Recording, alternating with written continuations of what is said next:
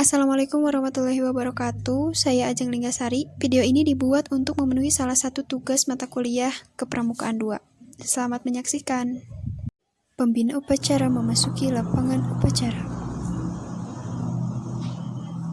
Penghormatan kepada pembina upacara. Amanat pembina upacara.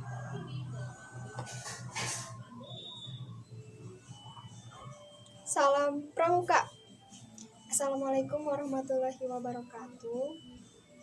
Terima kasih kepada adik-adik semua telah hadir pada latihan rutinan mingguan kita seperti biasanya. Pada kali ini kita akan membahas mengenai lambang negara dan penggunaannya. Dimohon diikuti dengan sebaik-baiknya. Sekian dari kakak, wabillahi taufiq wal hidayah. Wassalamualaikum warahmatullahi wabarakatuh. Pembacaan doa. Sebelum mulai latihan, alangkah baiknya kita membaca doa terlebih dahulu. Membaca doa menurut kepercayaan masing-masing di dalam hati dimulai. Berdoa dicukupkan. Penghormatan kepada pembina upacara.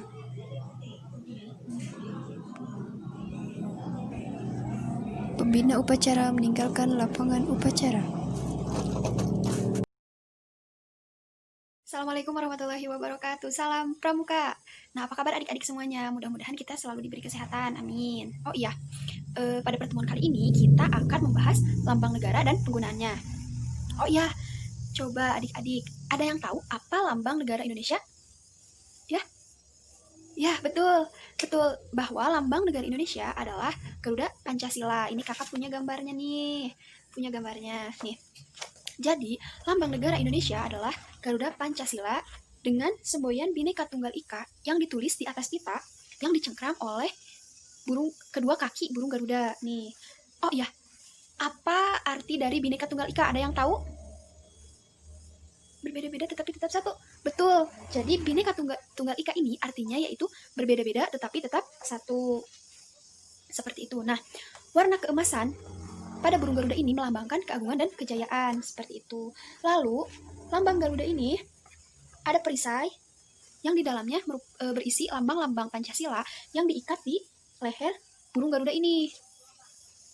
Nah, jumlah helai bulu pada burung Garuda ini melambangkan hari proklamasi kemerdekaan Republik Indonesia. Coba ada yang tahu tanggal berapa hari proklamasi kemerdekaan Indonesia? Ya, betul bahwa hari proklamasi kemerdekaan Indonesia itu pada tanggal 17 Agustus 1945. Nah, jumlah helai bulu pada sayap burung Garuda ini berjumlah 17, menandakan tanggal 17. Lalu, jumlah ekor pada burung Garuda ini ada 8, melambangkan bulan 8, yaitu bulan Agustus. Betul. Selanjutnya, jumlah helai bulu di bawah perisai atau pada pangkal ekor ini berjumlah 19, menandakan tahun 19, dan jumlah helai bulu pada leher burung Garuda itu berjumlah 45, menandakan tahun 1945, seperti itu. Nah, di dalam burung Garuda Pancasila ini ada perisai yang di dalamnya berisi lambang-lambang Pancasila. Nah, coba lambang sila ke-1 dilambangkan oleh apa? Sila ke-1 apa bunyinya? Ketuhanan yang Maha Esa. Nah, makna sila yang pertama, yaitu ketuhanan yang Maha Esa itu dilambangkan dengan perisai hitam dengan sebuah bintang emas. Nih, kakak punya contoh jelasnya. Seperti ini. Nah, seperti ini ya. Jadi, dilambangkan dengan perisai hitam dengan sebuah bintang emas berkepala 5 sudut. 1, 2, 3, 4, 5. Berarti dapat diartikan sebagai sebuah cahaya, seperti layaknya Tuhan yang menjadi cahaya kerohanian bagi setiap manusia. Seperti itu. Lanjut. Lambang sila yang kedua. Coba, sila yang kedua dilambangkan dengan apa? Ada yang tahu? Ya, betul. Sila kedua dilambangkan oleh rantai yang disusun atas gelang-gelang kecil. Ini menandakan hubungan manusia satu sama lain yang saling membantu. Nah, gelang yang persegi ini tuh ada gelang persegi dan lingkaran. Gelang yang persegi itu menggambarkan pria, sedangkan gelang yang lingkaran menggambarkan seorang wanita. Jadi, pada rantai ini maknanya yaitu hubungan antara manusia satu sama lain. Jadi, sila yang kedua yaitu kemanusiaan yang adil dan beradab dilambangkan oleh rantai. Oke, selanjutnya, sila yang ketiga dilambangkan oleh apa? Coba ini lihat. Sila yang ketiga, pohon beringin. Oh iya, betul sekali. Jadi, sila yang ketiga itu dilambangkan oleh pohon beringin. Ini kakak punya contoh jelasnya nih. Pohon beringin. Pohon beringin ini merupakan sebuah pohon yang berakar tunjang. Sebuah akar tunggal panjang yang menunjang pohon yang besar ini dengan tumbuh sangat dalam ke dalam tanah. Hal ini mencerminkan kesatuan dan persatuan Indonesia. Nah, seperti itu. Oke, selanjutnya. Sila yang keempat dimaknai oleh apa? Sila yang keempat? Sila yang keempat apa bunyinya? Kerakyatan yang dipimpin oleh hikmat kebijaksanaan dalam permusyawaratan perwakilan. Disimbolkan dengan kepala banteng, betul, pada bagian atas kanan perisai, berlatar merah. Nah, banteng ini merupakan binatang yang suka berkumpul, sama halnya dengan manusia, di mana dalam pengambilan keputusan harus dilakukan secara musyawarah, salah satunya dengan cara berkumpul untuk mendiskusikan sesuatu.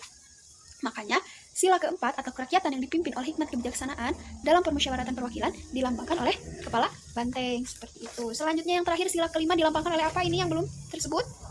Ya, betul, padi dan kapas. Makna sila kelima atau keadilan sosial bagi seluruh rakyat Indonesia itu dilambangkan dengan padi dan kapas. Di bagian kanan bawah, perisai yang berlatar putih. Kapas dan padi itu mencerminkan pangan dan sandang, yang merupakan kebutuhan pokok semua masyarakat Indonesia tanpa melihat status apapun maupun kedudukannya. Nah, seperti itu. Nah, penggunaan lambang negara Indonesia ini diatur dalam Undang-Undang 1945 Pasal 36A dan Undang-Undang Nomor 24 Tahun 2009. Nah, lambang negara ini wajib digunakan di dalam gedung, kantor atau ruangan kelas satuan pendidikan yang meliputi kantor atau gedung presiden, wakil presiden, pemerintahan, dan lain-lain. Terus juga di luar gedung yang meliputi istana presiden, wakil presiden, rumah jabatan presiden, rumah gedung atau kantor dan rumah jabatan kepala perwakilan Republik Indonesia, di luar negeri, di rumah jabatan gubernur, bupati, wali kota, dan camat. Jadi semuanya harus ada lambang negara Indonesia. Contohnya di dalam kelas, kalian ada kan lambang negara Indonesia ini bersama dengan foto presiden dan wakil presiden. Di setiap kelas selalu ada ya. Terus juga di paspor, ijazah, dokumen resmi yang diterbitkan oleh pemerintah. Terus juga uang logam. Coba di uang logam kalian selalu menemukan ini ya, lambang negara ya, burung Garuda. Dan uang kertas, terus juga di materai. Nah, adik-adik, lambang negara ini dapat digunakan sebagai cap atau kop surat jabatan wakil presiden, MPR, DPR, DPD, MA, dan lainnya. Terus juga sebagai cap dinas untuk kantor. Terus pada kertas bermaterai, pada surat atau rencana gelar pahlawan, tanda jasa, dan tanda kehormatan itu menggunakan lambang negara Indonesia. Nah, terus juga ada larangan penggunaan lambang negara. Nih, hal yang perlu kalian perhatikan bahwa penggunaan lambang negara ini tidak boleh dicoret, ditulisi, menggambari, atau membuat rusak lambang negara dengan maksud menodai, menghina, dan merendahkan kehormatan lambang negara. Terus juga kalian juga tidak boleh, atau kita juga tidak boleh menggunakan lambang negara yang rusak atau tidak sesuai dengan bentuk, warna, dan perbandingan ukuran yang ditetapkan. Terus juga tidak boleh menggunakan lambang negara ini untuk perseorangan, partai politik, perkumpulan, organisasi, atau perusahaan yang sama atau menyerupai lambang negara ini. Jadi tidak boleh kita menggunakan lambang yang menyerupai lambang negara seperti itu. Nah, itulah makna dari lambang negara, terus juga penggunaannya dan larangan dari penggunaan larangan dari penggunaan lambang negara. Nah, udah paham ya adik-adik? Paham? Oke, coba ini. Nanti kakak minta perwakilan setiap ketua regu untuk maju ke depan. Siap ya? Nanti kakak bagikan kertas-kertas ini. Kakak bagikan kertas-kertas ini, nanti misalkan ada yang kebagian bentuk padi dan kapas. Nanti kalian jelaskan apa makna dari padi dan kapas ini. Seperti itu, paham ya? Paham? Oke. Nah, udah pada ke depan? Udah? Coba bagikan kertas-kertas ini. Sudah dibagikan? Sudah. Coba mulai dari regu melati. Coba dibuka kertasnya ke bagian apa? Kebagian apa?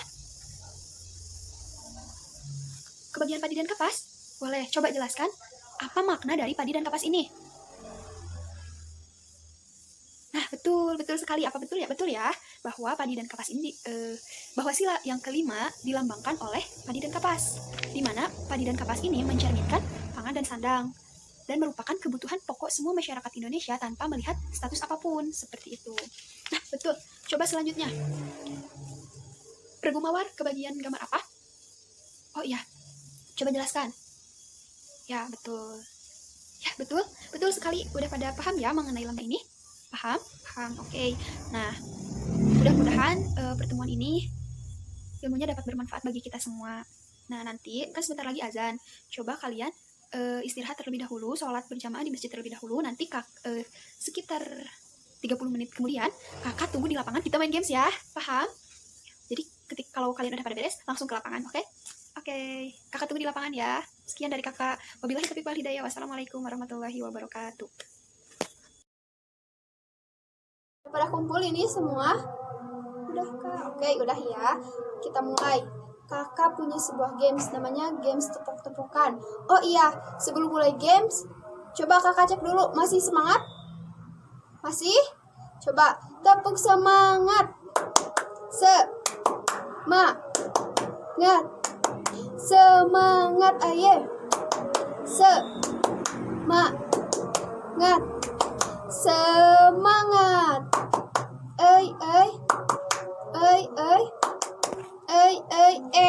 Oke, kita mulai gamesnya ya. Nah, nama gamesnya itu games tepok-tepokan. Sebelum mulai games, gamesnya akan kakak jelaskan. Coba kalian berpasang-pasangan terlebih dahulu. Udah ya, coba posisikan tangan kalian seperti ini, saling berhadapan-hadapan seperti ini. Udah? Nah, nanti kakak akan bercerita.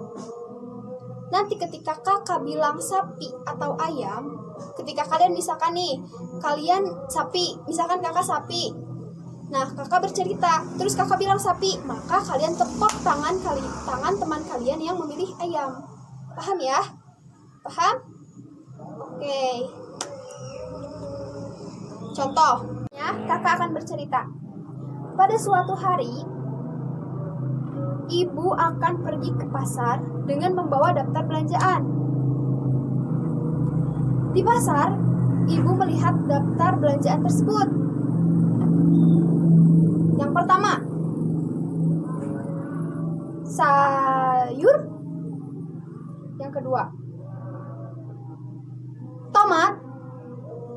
Yang ketiga,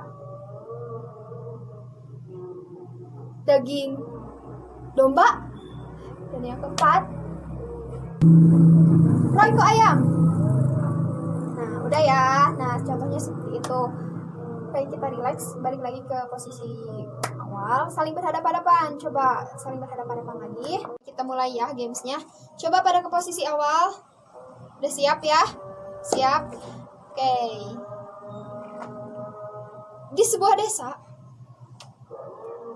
tersebut dijuluki sebagai peternak hewan. Di antaranya ada peternak ayam. Oh, oke. Siapa tadi barusan yang salah? Ada yang salah? Coba. Ada? Nanti yang salah maju ke depan, kita kasih hukuman ya. Oke, hukumannya bacakan Pancasila. Ini adalah contoh permainan yang tadi. Jadi, ketika kalian misalkan memilih sapi dan mendengar kata sapi, maka kalian menepuk tangan teman kalian yang memilih ayam. Pembina upacara memasuki lapangan upacara. Penghormatan kepada pembina upacara. Amanat pembina upacara. Assalamualaikum warahmatullahi wabarakatuh. Alhamdulillahirabbil alamin, kita telah melaksanakan latihan pramuka rutinan seperti biasanya. Mudah-mudahan ilmu yang kita dapatkan pada latihan kali ini dapat bermanfaat bagi kita semua. Hati-hati untuk kalian di jalan. Salam untuk orang tua kalian. Sekian dari kakak. Wabillahi taufiq wal hidayah. Wassalamualaikum warahmatullahi wabarakatuh. Penghormatan kepada pembina upacara. Pembina upacara meninggalkan lapangan upacara.